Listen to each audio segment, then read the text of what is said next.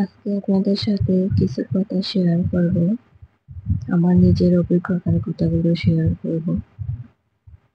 যখন আমি একটা ফেসবুক পেজ খুলছি, তখন মনে হয়েছিল যে মানুষে কি বলবে, আমি বয়স দিলে মানুষে হাসাহাসি করবে, কি না কি হবে, আড়াপড়শি পাড়াপড়শি কি বলবে, এরকম বলে বয়স দিতে চাইছিলাম না। তারপর আমার হাজবেন্ড বলছিল যে বয়সটা দিতে হবে, বয়স না দিলে মানে মানুষ বুঝবে না যে তুমি কি ভিডিও দিতেছো বা কি বলতেছো। তারপর বললাম যে আসলে তো মানুষ কি বলবে, কি কথা শোনাবে, সেগুলো আমার দেখার কোনো বিষয় না। আমাকে কে কমেন্ট কে করলো, এগুলো আমার দেখার বিষয় না। আমার কাজের দিকে ফোকাস দেওয়া ভালো। তাই মনে করলাম তাহলে কন্টিনিউ কাজ করবো। একটা কথা আমার হাজবেন্ড আমাকে বুঝাইলো যে রেগে গেলেন তো হেরে গেলেন, মানে কখনো হার মানবেন না, যে এই কাজটাই করেন মনোযোগ দিয়ে কাজটা করতে হবে। এই ১ মাসে আমার যতটুকু অভিজ্ঞতা হলো যে আমি প্রথম ভয় পাইছি আমি কিভাবে ভয়েস দিব, আমার ভয়েস নিয়ে মানুষ হাসাহাসি করবে, কথা বলবে, এরকম হয়েছে সেরকম হয়েছে, এরকম চিন্তা ভাবনা ছিল। এখন ১ মাসে অনেকটাই অভিজ্ঞতা হয়েছে যে প্রথম নার্ভাস লাগতো, এখন আর নার্ভাস লাগে না। একটা ভিডিওতে আপনাদেরকে দেখাইছিলাম যে আমার হাজবেন্ড একটা কথা বলার জন্য একটা স্পিকার নিয়ে দিয়েছিল, মাইক্রো মাইক্রোফোন যেটাকে বলে, এনে দিয়েছেন।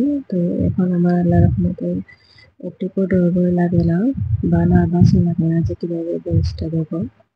এখন আমার অনেকটাই ভালো লাগে, কাজ করতে ভালো লাগে যখন আপনারা আমাকে সাপোর্ট করতেছেন বা লাইক কমেন্ট করতেছেন, শেয়ার দিতেছেন, তখন আমার অনেকটাই ভালো লাগতেছে।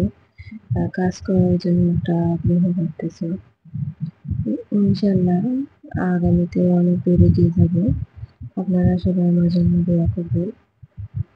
আর এভাবে নিয়মিত ভিডিও দেবো। এই জন্য আর কি বললাম যে যেকোনো কাজ মনোযোগ দিয়ে করলে কে কি বললো, কে কি বললো না, এগুলো দেখার কোনো বিষয় নয়। মনোযোগ দিয়ে কাজ করতে হবে। তা আমিও আছি, ইনশাল্লাহ আমিও পারবো। সবাই যখন পারে আমিও পারবো। মনোযোগ দিয়ে কাজ করতেছি। এই তো এতটুকুই ছিল।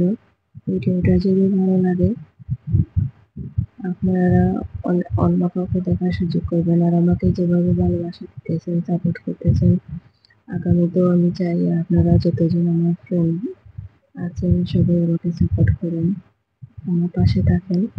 ভুল ত্রুটি হলে ক্ষমা দৃষ্টিতে দেখবেন, আগে থেকে দেখে বলতেছি।